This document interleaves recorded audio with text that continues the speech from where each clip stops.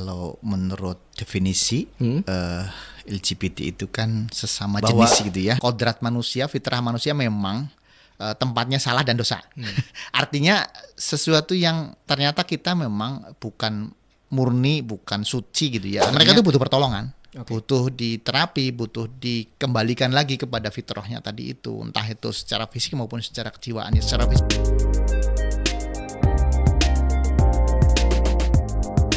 Kembali lagi di podcast Tarik Mas, seputar informasi menarik Banyumas. Bersama Dodi Widian, untuk edisi kali ini kita akan ulas sebuah tema yang boleh dibilang ini merupakan tema yang mungkin belakangan ini sudah mulai rame, ada di mungkin tidak cuma di Indonesia, tapi di belahan dunia juga sudah mulai banyak ya yang membicarakan mungkin, atau mungkin banyak juga yang sudah mulai berani untuk menyuarakan suaranya terkait dengan ini semua. Apa sih kita akan bahas terkait dengan antisipasi penyimpangan seksual. Dan untuk itu saya tidak sendiri, ada narasumber kita, ada Dr. Susi Yadi. Ini merupakan dosen dari Fakultas UMP. Assalamualaikum.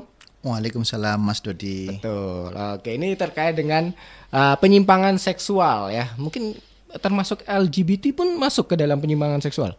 Ya, kalau menurut definisi LGBT itu kan sesama jenis gitu ya. Entah laki-laki dengan laki-laki yang mungkin sering kita lihat baik di media maupun mungkin di sekitar kita ya sekarang ya.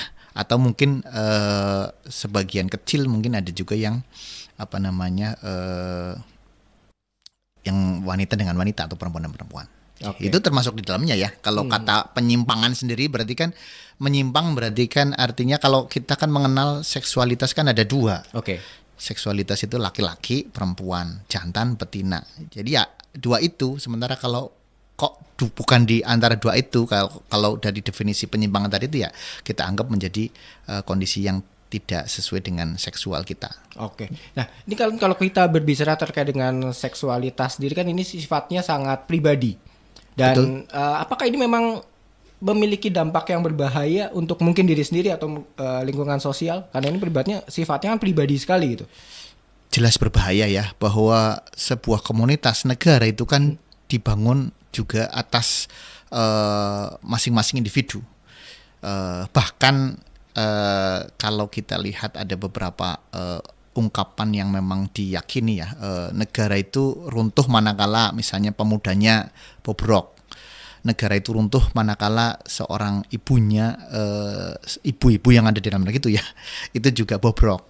Nah, termasuk tadi itu bahwa individu-individu dalam suatu negara, bangsa, dunia, itu juga negara itu akan runtuh manakala individunya juga tidak baik. Jadi negara bukan hanya sekedar negaranya kita anggap superpower, tapi individunya tersendiri.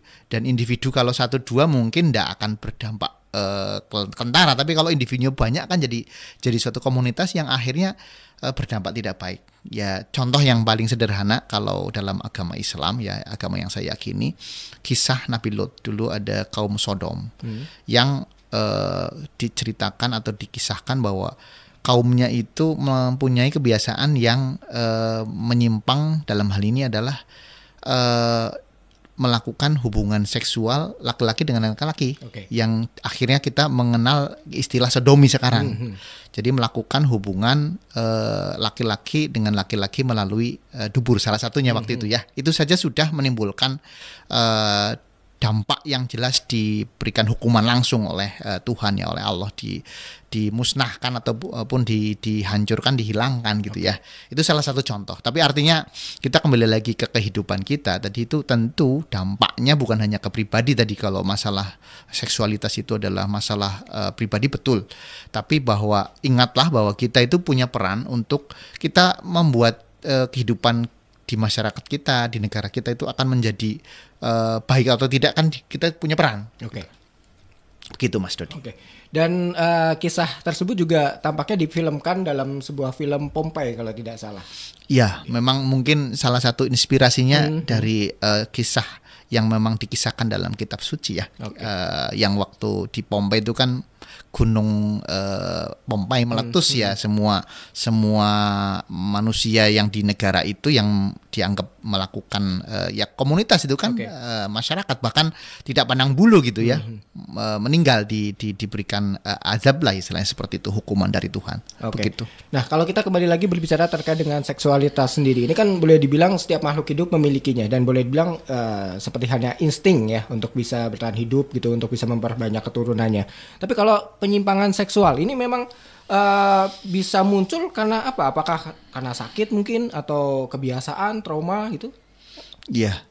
Kalau kita merunut dari awal, kalau kembali lagi ke ajaran agama gitu ya, kita mengenal ada diciptakannya Adam dan Hawa gitu ya, ada laki-laki, ada perempuan. Kemudian keturunannya pun memang akhirnya menurunkan anak keturunan yang macam-macam, berbeda-beda, yang entah itu rasnya, kulitnya dan sebagainya, termasuk sifat-sifatnya. Ya. Kalau dalam cerita itu kan bahwa kodrat manusia, fitrah manusia memang tempatnya salah dan dosa. Artinya sesuatu yang ternyata kita memang bukan murni, bukan suci gitu ya. Artinya bisa terjerumus kepada hal-hal yang dianggap memang ini menjadi penyimpangan, menjadi tidak baik buat kita gitu ya. Itu kembali ke kita sebenarnya, kita melakukan itu. Nah, kemungkinan kalau adanya tadi itu katakanlah sifat-sifat yang menyimpang itu bisa juga dari hal-hal yang terkait dengan kalau dalam ilmu medis itu ada namanya perkawinan yang seharusnya dihindari. Contoh, jadi beberapa kasus kenapa tidak dibolehkan kawin yang incest, saudara ya masih ada hubungan darah gitu, kakak adik, bapaknya terhadap anaknya, karena bisa menimbulkan kelainan genetik ya, kromosom yang berubah. Nah, mungkin dari situ bisa juga akan merubah sifat-sifat manusia itu sendiri, kecenderungan. Nah, artinya kita kan punya genetik yang bahwa betul insting seksualitas jelas ya, karena memang diciptakan berpasang-pasangan, memang tujuannya memang untuk berpasangan-pasangan antara laki-laki dan perempuan, tapi kan ada aturan mainnya. Nah, aturan main itu yang harusnya menjadi pegangan bersama individu yang di masyarakat juga, bahwa kapan saya melakukan katakanlah hubungan layaknya dua manusia yang memang berhubungan untuk terkait untuk melakukan perbanyakan keturunan gitu ya. Itu kan ada aturannya. Nah, tapi kadang-kadang tadi terkait dengan katakanlah entah resiko ataupun lingkungan. Nah, sekarang masalahnya kadang-kadang pemicunya adalah sebelum saatnya gitu ya, mungkin remaja dan sebagainya, memang jelas hormonal secara biologis, secara ilmu medis itu kan memang ada hormon-hormon seksual kita yang memang akan memicu kita menjadi menarik antar jenis sesama lawan jenis, kita tertarik dengan lawan jenis dan sebagainya ya. Otomatis itu memang bagian dari proses fisiologis kita ya, normal seperti itu. Tapi sebagai manusia yang ingin memegang nilai-nilai dan norma-norma yang kita pegang yang sesuai dengan kaidah yang benar, kan menempatkan pada aturan yang benar tadi itu, tidak terus mengikuti keinginan saja gitu ya. Jadi manusia yang kita harapkan tentu tadi, kalau kita ingin dalam suatu negara yang ingin berkontribusi baik juga gitu ya, itu ya menerapkan untuk diri kita dulu gitu, bahwa saya tidak mau mengikuti semau saya, kehendak saya gitu, termasuk dalam hal seksualitas. Bahkan dari kecil harusnya ya, itu tentu peran orang tua, peran keluarga, sampai kita remaja sudah mulai berlatih bertanggung jawab. Bahkan sampai dewasa, kalau sampai dewasa kan bertanggung jawab penuh terhadap diri sendiri, tapi juga bertanggung jawab membawa nama keluarga, membawa nama masyarakat, dan tentu nantinya berimbas kepada negara. Nah, kemungkinan pengaruh tadi itu pengaruh lingkungan, pengaruh informasi-informasi yang sekarang sangat gampang sekali gitu ya. Entah itu memang mungkin informasi yang terkait dengan tontonan yang tidak layak ditonton gitu ya. Kemudian kedua, ajaran-ajaran yang mungkin paradigmanya berbeda dengan norma-norma yang kita anut gitu ya. Ibaratnya tadi LGBT di luar dibolehkan bahkan menikah gitu ya. Ya kita aturannya tidak seperti itu kok. Kita yang kita yakini tidak seperti itu. Kemudian bahkan ya kita harus sadar bahwa kita diawasi oleh Tuhan. Tapi kita juga diawasi oleh orang lain, jangan sampai merugikan orang lain gitu. Dampaknya diatur oleh aturan negara tentunya, hukum. Nah, dampak ke kita jelas, misalnya penyimpangan seksual yang bahkan misalnya katakanlah sampai ekstrimnya melakukan hubungan badan gitu ya, sesama jenis, atau bahkan yang tidak pada tempatnya gitu ya, tidak sehat dan sebagainya. Itu tentu akan membawa dampak mulai dari dampak kecil sampai dampak paling besar.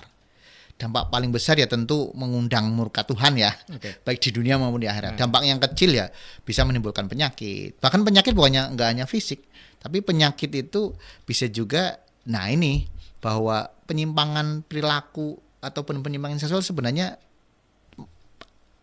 harusnya gitu kalau dalam ini kami, profesi kami masuk ke dalam yang merupakan penyimpangan yang gangguan jiwa gitu. Artinya memang jiwanya memang perlu mendapatkan terapi gitu, bukan hanya fisiknya saja gitu. Ini dari sudut pandang kami. Cuma sayangnya kadang-kadang kiblat di dunia ini kan kadang-kadang mungkin dipengaruhi oleh mayoritas yang punya nilai sudut pandang tertentu gitu. Kalau faktanya memang ada, tadi kita tidak menampik fakta itu ada, bahwa fakta ada LGBT, ada yang memang ini, tapi bahwa itu muncul mungkin gitu tadi ada beberapa gen-gen yang memang menurun menjadi perubahan sikap seperti itu. Tapi bukan berarti kita membenarkan itu, tapi kita memang butuh pendekatan ke mereka, beliau-beliau itu mereka tuh butuh pertolongan, butuh diterapi, butuh dikembalikan lagi kepada fitrahnya tadi itu, entah itu secara fisik maupun secara kejiwaan. Secara fisik misalnya bahkan berdampak kepada penyakit yang muncul, penyakit yang muncul banyak sekali kalau secara fisik ya. Penyakit jiwa itu kadang-kadang abstrak, tapi ya kenyataannya perilakunya, maaf Mas Dodi ya, jenengan kalau disuruh milih wanita cantik beneran cantik, wanita beneran tulen, atau wanita cantik ternyata yang laki-laki, jenengan milih yang mana? Yang tulen dong. Nah makanya itu kan secara normalnya. Tapi yang lain kadang-kadang ada yang saya tertarik dengan laki-laki yang cantik gitu ya. Kan sekarang banyak banget laki-laki cantik ya. Kalau kita nonton drakor gitu ya, drakor kayaknya cantik-cantik banget, kadang-kadang perempuannya lebih kalah cantik gitu ya. Ya itu mungkin penampilan, tapi kan kita tidak hanya penampilan ya, tapi secara ruhani jiwa kita juga butuh hal yang normal, bahwa memang kodratnya ada laki-laki ada perempuan gitu. Oke. Artinya penyimpangan seksual ini termasuk mungkin di dalamnya ada LGBT, ini bisa disembuhkan? Insya Allah bisa disembuhkan manakala memang kita mau niatnya sembuh dan ada upaya. Masalah nanti hasilnya sembuh apa enggak ya memang proses ya, tergantung sejauh mana keparahan mungkin ya kalau dari sisi tolak ukur, atau sejauh mana nanti di faktor-faktor yang lain. Jadi penyakit kan tidak hanya berdiri sendiri. Jadi kalau memang niat dan ada usaha, insya Allah yakinlah pasti bisa disembuhkan. Oke. Itu yang pertama. Kedua ya, gimana caranya untuk biar sembuh itu ya jangan mendekati penyakit, kan sederhananya seperti itu. Oke, itu dia. Nah ini sangat menarik sekali pemirsa RRI Purwokerto ya untuk kanal YouTube kami. Namun sayangnya perbincangan ini harus kita sudahi terlebih dahulu. Penasaran tentunya dengan podcast Tarik Mas yang lainnya? Tentunya bisa terus mendengarkan atau juga melihat di kanal YouTube kami di RRI Purwokerto. Terima kasih untuk Dr. Susiadi sudah berbagi sedikit terkait dengan penyimpangan seksual untuk kali ini. Sama-sama Mas Dodi, sehat selalu. Semoga teman-teman kita, saudara-saudara kita ya, kita masih anggap saudara-saudara kita itu ya, yang mungkin masuk ke kategori LGBT apapun itu. Saya tidak terlalu suka membuat labeling, tapi kalau kenyataannya ada yang seperti itu ya, tetap itu saudara kita.